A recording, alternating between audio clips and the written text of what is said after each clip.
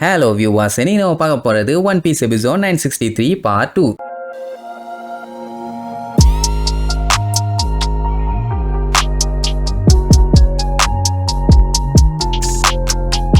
Open பண்ணா ஒயிட் பியர்டோட கப்பல்ல எல்லாத்தையுமே ரெடி பண்ணிட்டு இருக்காங்க. அப்போ நம்ம மார்க்கோ கிட்ட கேட் வைப்பரும் டாக் ஸ்டோமும் சும்மா கேஷுவலா பேசிட்டு இருக்கும்போது இந்த உலகத்துல மொத்தமே 5 தீவு தான் இருக்குங்கிற மாதிரி அடிச்சு சொல்லுவானுங்க. மார்க்கோ விழுந்து விழுந்து சிரிப்பான். அட பாவிகளா, மொத்தம் 10 இருந்து 20 மில்லியன் தீவுக்கு மேல இருக்குடா கொய்யாலம்பா. செம்மையா பீதியாயிருவானுங்க, அவ்வளவு இருக்கான்னு. மொத்தத்துல அவங்களுக்கு ஒண்ணுமே தெரியலன்னு அதுக்கப்புறம் தான் அவனுக்கே தெரியுது. அட்வென்ச்சர் பண்ண செம சூப்பரா இருக்கும், உங்களுக்கு இன்ட்ரெஸ்ட் இல்லையான்னு இங்க இவங்க கிட்ட பேசிட்டு இருப்பான். எனக்கு இன்ட்ரெஸ்ட் இருக்குன்னு சொல்லி ஓடன் ஒயிட் பியர்ட போட்டு ஒரு வழி பண்ணிட்டு இருப்பாரு. ஒயிட் பியர்டால அங்க முடியல, அட்டை பூச்சி மாதிரி புடிச்சுக்கிட்டு நம்மால விடவே மாட்டேங்கிறாப்ல. இந்த உலகம் பாத்தீங்கன்னா ரொம்ப ரொம்ப பெருசு, எத்தனை ஐலாண்ட் இருக்குன்னு சொல்லி இது வரைக்கும் யாருமே கவுண்ட் பண்ணதில்லை. சொல்லப்போனா கவுண்ட் பண்ண முடியாது. ஓடனுக்கு அதெல்லாத்தையும் பார்க்கணும்னு தான் ஆசை. ஒயிட் பியர்டு கிட்ட முக்கி பார்த்தும் வேலையாகல, தூக்கி ஒரே அடி அடிச்சு போட்டுட்டு அவர் பாட்டுக்கு போவாரா. யோ கூட்டு போயா முறுக்கு மிஷன் முக்கி முக்கி பார்த்தோம், ஒண்ணு வேலைக்காகல. அப்படியே ஒரு 2 வாரம் ஆகுது. கப்பால சும்மா பக்காவா ரெடி பண்ணியாச்சு, சாப்பாடு எல்லாமே ரெடியா இருக்குது. சரி கிளம்பலான்னு சொல்லிட்டு ஒயிட் பியர்ட் பைரட்ஸ் பூரா கப்பல ஏறுவாங்க. இங்க ஓடனு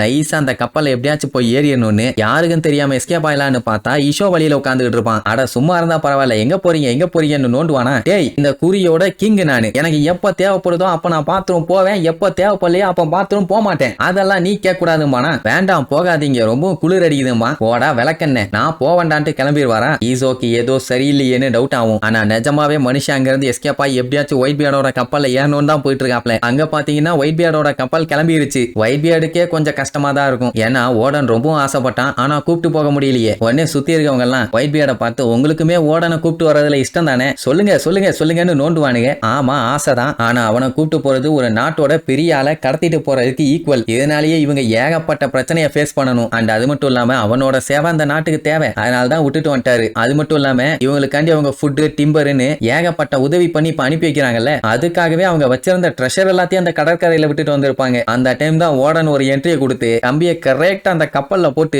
ஒரு ஜம்ப், என்னையும் கூட்டிட்டு போங்கன்னு. அட ஓடன் மாங்கா மாட்டியா நீன்னு திருந்தலையா, ஏன்டா அப்படி பண்ணிட்டு இருக்கேன்னு ஒயிட் பியர்ட் இங்க புலம்பி தள்ளிட்டு இருப்பாரு. இங்க ஓடன் கூச்சிட்டு இருக்கும் போதே பின்னாடி ஈஷோவும் கூச்சி வந்துருவான். ஏன்னா அவனுக்கு ஆல்ரெடி டவுட் ஆயிருச்சு, இப்போ கன்ஃபார்மே ஆயிருச்சுல்ல. அவர் பேசிட்டு போன லட்சணத்திலேயே தெரிஞ்சது அவனுக்கு ஏதாச்சும் இப்படி காவாலித்தனம் பண்ணுவாருன்னு. அதான் உசாரா வந்துட்டான். கப்பல்ல இருக்கவங்க எல்லாம் ஆடி போயிருவாங்க, என்ன குரங்கு சேட்டையெல்லாம் பண்ணிட்டு இருக்கான்னு. அவர் இன்னைக்கு நான் அந்த கப்பல்ல ஏறி உலகத்தை பார்த்தே தீரணும், விடுறதா இல்லன்னு சொல்லி காம்பிய விடவே மாட்டாரு. ஈஷோ புலம்பி தள்ளுவான், யோ நீதான் அடுத்த ஷோகனு, இந்த லேண்ட் ஆஃப் ஆனோவிய பாத்துக்க வேண்டிய பொறுப்பு உன் கையில இருக்குது, இப்படி லூசு மாதிரி பண்ணிட்டு இருந்தீங்கன்னா மெண்டல் பைலன்னு சொல்லி புடிச்சு இழுன்னு எழுப்பான். அப்ப மார்க்கோ என்ன பண்ணிடுவான், உடனே நீ சேஃப்டியா வீட்டுக்கு போ, இதெல்லாம் உனக்கு வேண்டாத வேலைன்னு சொல்லி அந்த கப்பல்ல போட்ட சங்கிலியை அப்படியே கழட்டி விட போவானா. வேணான்னு சொல்லிட்டு ஒயிட் பியர்டு நம்ம ஈஷோவை மட்டும் காப்பாத்த சொல்லிட்டு ஓடனே விட்டு சொல்லிடுவாரு. ஏன்னா இவங்க கப்பல் அந்த வாட்டர் ஃபால்ஸ்ல இருந்து கீழே விழ போகுது. அப்படியே வந்த போர்ஸுக்கு கப்பல் ஒரு ஜம்ப போட்ட உடனே ஓடன் பிடிக்க முடியாம ஐயோ காப்பாத்துங்கடான்னு கத்திட்டே மேல இருந்து கீழே விழுவாரு. அட ஒயிட் பியர்டுக்கு தெரியும் ஓடனுக்கெல்லாம் அவ்வளவு சீக்கிரத்துல ஒண்ணும் ஆகாதுன்னு, அதான் காப்பாத்தாம விட்டாச்சு. இங்க கின்னுக்கு இப்பதான் மேட்டர் தெரியுது ஓடனை காணோன்னு. அது மட்டும் இல்லாம ஒயிட் பியர்டோட கப்பலும் போட்டு விட்டு கிளம்பிருச்சுல,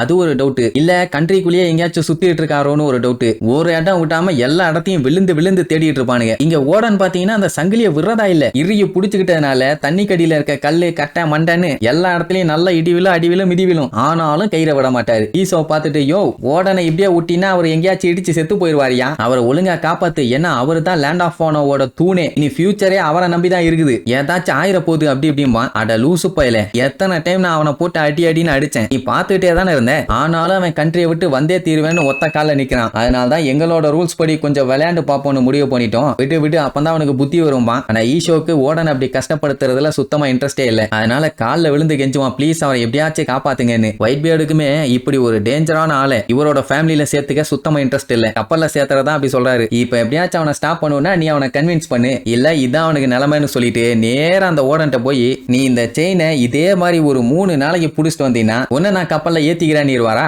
அவ்வளவுதானே கன்ஃபார்மான்னு கேட்ட உடனே சொம்பு வேணா நசுங்குனா ஷேப்பு மாறும்டா, ஆனா கொம்பு மாதிரி இருக்க என் மீசைக்கு கீழே இருக்க வாயி வார்த்தை மாறாது, டீல் இஸ் டீல் என்ன இது போதும், இனி நான் பாத்துக்கிறேன்னு இருவாரு. அதுக்கப்புறம் இடி மழை வெயில் அப்படி இப்படின்னு மனுஷன் பாத்தீங்கன்னா பாட்டா அதை பாடுபடுவாரு. ஆக்சுவலா லேண்ட் ஆஃப் ஆனோல இருந்து வெளியில போறக்கே அவ்வளவு நாள் ஆயிரும். அந்த லேண்ட் ஆஃப் வானோட கடல் பாத்தீங்கன்னா கொஞ்சம் கோக்குமாக்கா தானே இருக்கும். அதனாலதான் அதுல தாக்கு பிடிச்சா போதும் நீ ஏத்திக்கிறேன்னு சொல்லிட்டாரு போல. விடுறதா இல்ல, ஈனோட வாய்க்குள்ள எல்லாம் போய் சண்டை போட்டு தப்பிச்சு வந்திருப்பாரு. ஒயிட் பியர்டோட பைரட்ஸுங்களுக்கே கஷ்டமா இருக்கும். ஐயோ விட்டுறக்கூடாது, ஐயோ அவனுக்கு ஒண்ணு ஆயிடக்கூடாதுன்னு பயந்து பயந்து பயந்து பயந்து பாப்பானுங்க. உள்ளுக்குள்ள கவலை இருக்குது ஓடனை விட்டுறக்கூடாதுன்னு. ஆனா கூட்டிட்டு போறதுக்கும் அரைகுறையா இன்ட்ரெஸ்ட் இல்ல. ஏன்னா ஓடனுக்குன்னு சில பல கடமைகள் இருக்குது. அதை விட்டுட்டு இவங்க கூட வந்தா அது சரிப்பட்டு வராதுல்ல. அதனால பனிக்கட்டிக்கு நடுவுல எல்லாம் டிராவல் பண்ணி வர்றாங்க. பயங்கரமா குளிருது. எப்படி ஓடன் தாக்கு பிடிக்கிறாருன்னே தெரியல. சோ இப்படியே நாட்கள் போகுது. ஒரு வழியா நார்மலான சீக்கு வந்து சேர்ந்துட்டாங்க. ஓடன் இருக்காரான்னு பார்த்தா மனுஷனோட நிலைமை ரொம்ப மோசம். வரும்போது எப்படி கட்டுமஸ்தான பாடியோட இருந்தாரு. ஆனா இப்ப பாத்தீங்கன்னா உப்பு தண்ணியில ஊறி அங்கன்னு அடிபட்டதுல மண்டையெல்லாம் வீங்கி